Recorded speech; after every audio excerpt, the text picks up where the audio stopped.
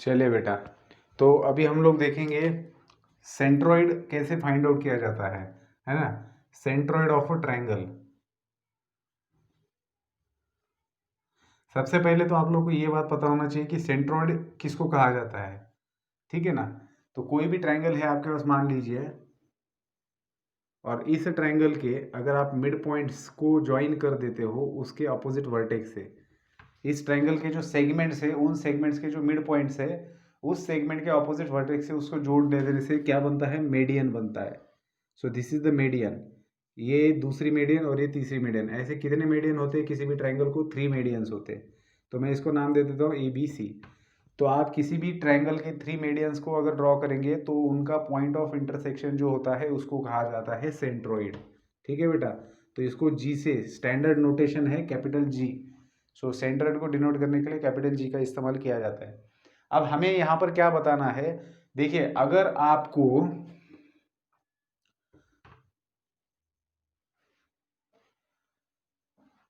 इसका position vector पता है, इसका पोजीशन वेक्टर पता है और इसका पोजीशन वेक्टर पता है, तो क्या आप इसका पोजीशन वेक्टर निकाल सकते हो, ये आपको दिखाना है। ठीक है, और एक बार इसका पोजीशन वेक्टर मिल गया तो इसके कोऑर्डिनेट्स भी मिल जाएंगे। तो इन शॉर्ट ऐसे भी कहा जा सकता है कि 3 स्पेस के अंदर, कि अगर पॉइंट ABC के कोऑर्डिनेट्स आपको पता है स्पेस के अंदर, तो उस कोऑर्डिनेट्स का यूज करके आप पोजीशन वेक्टर लिखेंगे। पोजीशन वेक्टर लिखेंगे तो आपको G का पोजीशन वेक्टर निकाल सकते हो। तो हमें फॉर्मूला डिराइव करना है to find the position vector of a centroid of a triangle, और इसी का मतलब होता है कि हम लोग कोऑर्डिनेट्स फाइंड आउट करने के लिए भी फॉर्मूला ढूंढ रहे हैं। क्योंकि देखो, किसी भी पॉइंट का पोजीशन वेक्टर आपको मिल जाता है मतलब क्या होता है, उसके कोऑर्डिनेट्स भी आपको मिल जाएंगे, है ना। तो कैसे निकाला जाएगा? देखिए, सबसे पहले तो ये समझ लेना है कि हमें लिखने हैं position vectors. So let A bar B bar C bar, A bar B bar C bar and G bar be the position vectors of points A, B, C and G respectively। ठीक है, तो A bar B bar C bar and G bar are the be the position vectors of the points A, B, C, G respectively। अब यहाँ पर क्या समझना पड़ेगा आपको, देखिए, अगर आप देखेंगे तो मैं इसके मिड पॉइंट्स को ये नाम दे देता हूँ DEF। ठीक है, तो देखिए पॉइंट D क्या कर रहा है, BC सेगमेंट को इंटरनली डिवाइड कर रहा है। तो हमें पता है section formula for this. So here, क्योंकि ये basically mid point formula use करें। देखो ये क्या है, AD मीडियन है, ठीक है, तो D क्या हो गया, मिड पॉइंट ऑफ BC। सो ये सारी चीजें बुक के अंदर दी हुई है, आप उसको देख सकते हो। मैं अभी यहाँ पर सिर्फ समझा देता हूँ, लिखना कैसे आप बुक के अंदर देख लो, ठीक है ना। वैसे भी मैं जो लिख रहा हूँ उसके अंदर सिर्फ वर्डिंग डाल देंगे तो भी अच्छा प्रूफ बन जाता है, इसका भी प्रूफ पूछा जाता है एग्जाम के अंदर। ठीक है, तो here D is the midpoint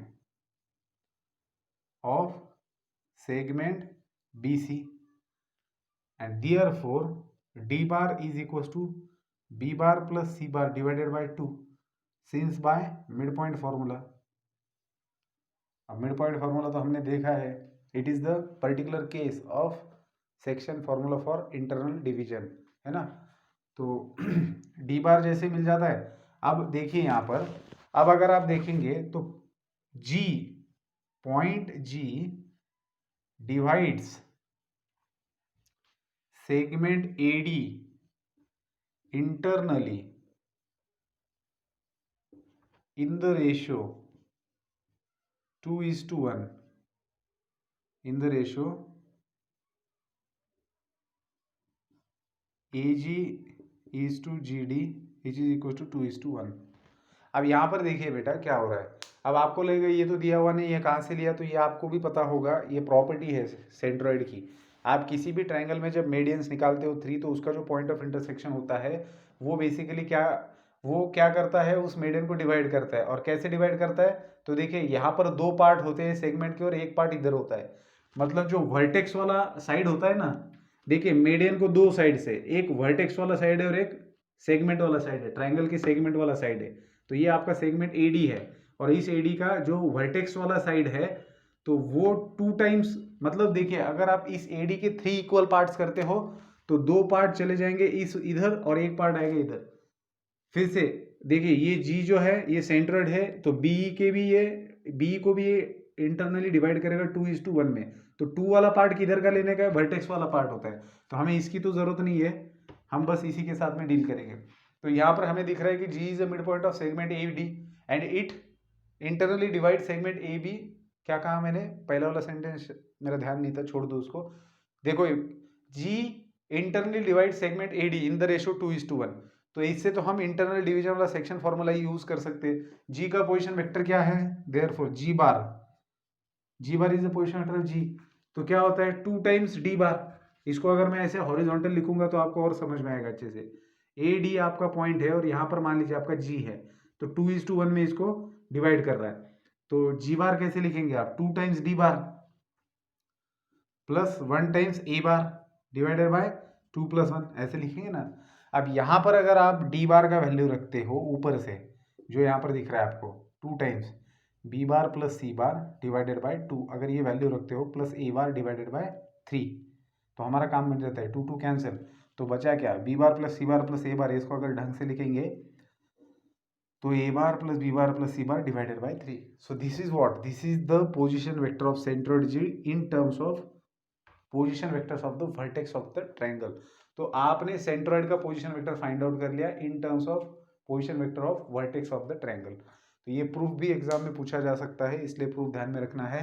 तो इस तरीके से आपको ये फॉर्मूला सेंट्रोइड का ध्यान में रखेंगे।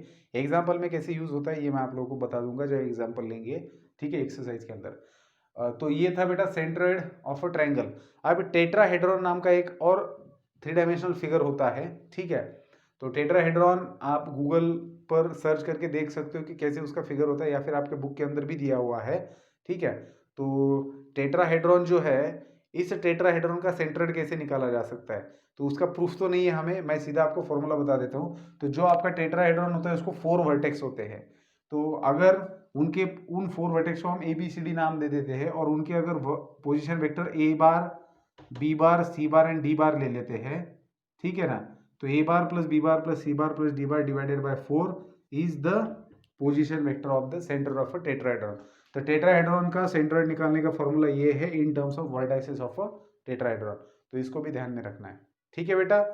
तो स्पेस के अंदर जब इन 3 पॉइंट्स के 3 देखो, अगर यही ट्रायंगल आपका स्पेस के अंदर है तो ए के 3 कोऑर्डिनेट्स रहेंगे, बी के 3 रहेंगे, सी के 3 रहेंगे, ठीक है।